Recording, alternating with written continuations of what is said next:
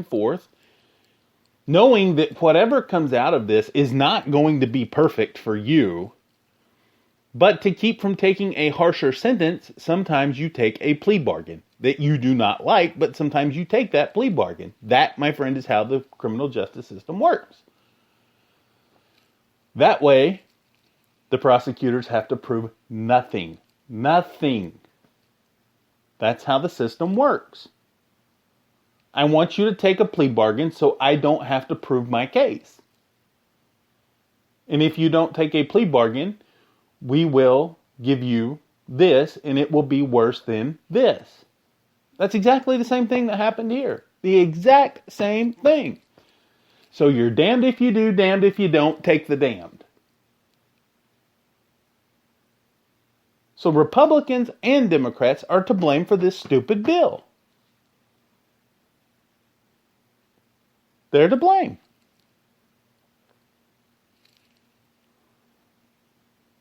There's no reason not to be blamed for this. For everybody. I don't know. So, think about it. Think about it for a minute. Think about it. I don't know. Think about it for a minute. But don't think too long, because the governor will probably sign this bill very quickly. So, that's the bill. I don't know. You tell me. Okay, so joining me here now on the podcast is Christina Parker, and she's with a group called Grassroots Leadership. And we're going to be talking just a little bit about Senate Bill 4. Obviously, that's what we've been talking about here all day. And Christina, thanks for joining us. Yeah, thank you for having me. Yeah, so tell me a little bit about Senate Bill 4. What are your thoughts about this bill? Well, Senate Bill 4 is an extreme anti-immigrant bill passed by the legislature yesterday. It's now headed to the governor for signature.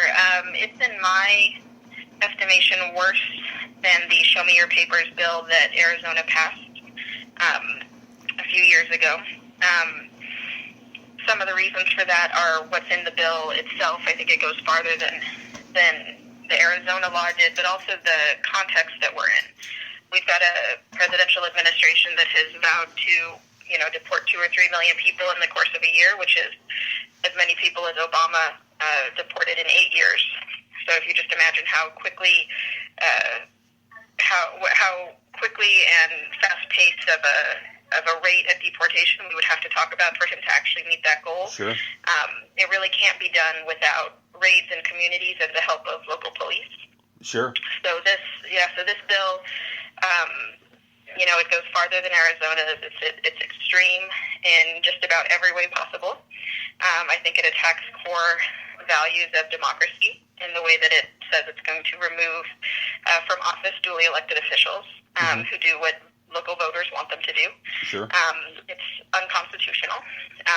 The provision about detainers has already been found by several courts to have some serious Fourth Amendment issues, and I'd be happy to talk more at length about that. Absolutely. And then, of course, we know that just from the tenor of the debate, from the environment that all of us can see and hear, very obviously with our own ears and eyes, it's obviously driven by anti-immigrant bigotry. Absolutely. And I think Senator Hinojosa yesterday actually brought this up, that in his floor debate with Senator Perry, is that this bill is actually opposed by at least 5 sheriffs and police chiefs in major cities. And I think Houston Police Chief Art Acevedo is against it. Obviously, Sally Hernandez is against it. So, what do you think that more people are probably against this than the GOP is letting on? Oh, absolutely. There's a really broad consensus that this bill is bad for Texas, and that includes police chiefs and sheriffs, law enforcement executives for sure, but it also includes the faith community. Mm-hmm. It includes businesses. Businesses are very much against this bill. They know that it's bad for business, and I think now that it's headed towards signature on the governor's desk, I think the threat and risk that we are now at in our state of a major national boycott is very real. We know what happened to Arizona. Sure. When they passed the law. They lost billions of dollars. We stand to do the same, especially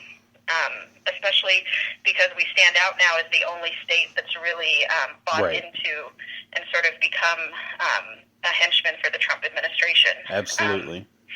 To think that people around the country would retaliate against Texas, I think is pretty reasonable. Well, I think so. And we're batting, I mean, with this legislative session, I mean, we're batting 1,000 with making people mad at us. I mean, not with just this, but we have this stupid bathroom bill that, obviously the Speaker of the House doesn't want to deal with. So, it just seems like we're getting attacked from almost every way you can imagine. And Texas stands to lose a lot with these two bills in particular, don't they?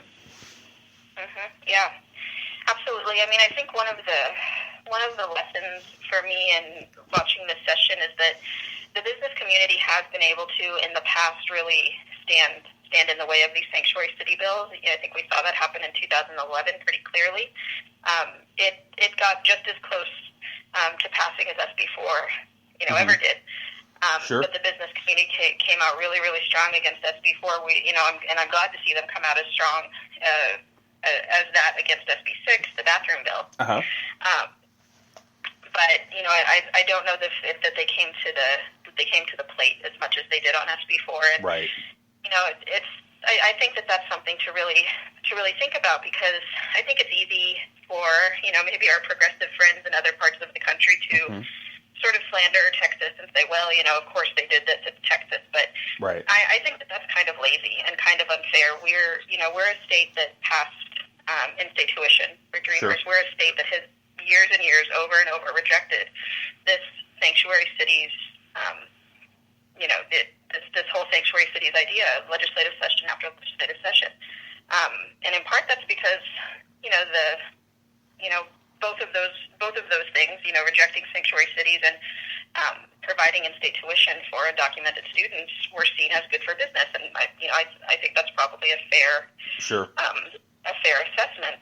But it's really unfortunate to see the way that our legislature, and the bathroom bill is a perfect example of it, has decided to really go for the, extremist, red meat sort of issues to score political points, and have not done what's best for, individual Texans, community members, trans folks, immigrant folks, their families, people who love them. But it's also bad for our state economy. It's bad for public safety. There's really broad consensus on that, but the Texas GOP doesn't seem to care. Sure. Now, Christina, let me ask you this. Out here in the Hill Country, I mean, it's kind of like its own little world out here in the Hill Country, So, what do you think that people out here, what would you tell them? I mean, because out here, obviously, we don't see the protest. We don't, like I said, we're kind of in our own little world. And, the immigrants that live out here, a lot of the Hispanics, and not necessarily immigrants, but just Hispanics or Latinos in general, are concerned that, they're going to be pulled over by a police officer just because they are Hispanic or Latino and ask for their papers. What would you say to these folks, Christina? Yeah. Well, there's two things I'd want to tell people in the Hill Country. The first would be I would really like the chance to talk about the policy that Sally Hernandez has instituted here in Travis County, because so much has been said about it. And I think, unfortunately, so much that's been said about it has been, wrong and probably willfully lying. I think, people have been willfully lying about it. And so I would want people to understand that we voted for a sheriff here who instituted a policy that was wildly popular, that her predecessor did not support, but our whole community came around to support for a reason. And that policy, I think, has been really mischaracterized a lot. We hear the governor, for instance, say, like, well, Sheriff Hernandez has to follow all the laws. She can't pick and choose. But, he's being, I think, really disingenuous and misleading when he says that, because he knows very well that what Sally Hernandez's policy actually says is that she will only comply with an ICE detainer, so that's a request from ICE to hold somebody in a local jail, if they come with a warrant. Sure. And that's it. That is the extent of her policy. It's says ICE, I'll hold someone for you if you come with a warrant. And that is the same standard that would apply if DPS wanted to pick somebody up, if Sure. a law enforcement agency from another county or part of the country wanted to pick somebody up in any jail. They have to come with a warrant. So, an aside there is, we should ask ourselves, why is it that a federal law enforcement agency has been allowed to, or seems to think they should be allowed to operate, without warrants in Sure. violation of the Fourth Amendment? Exactly. But anyway, it comes back to this point that the law that Sally Hernandez is adhering to is the Constitution, the Bill of Rights, and specifically the Fourth Amendment. And all of this sort of hubbub that's been made about her policy, I would really want people to understand that the policy we voted for here in Travis County was ICE has to come with a warrant. They have to play by the same rules that anybody else does, and not violate constitutional rights.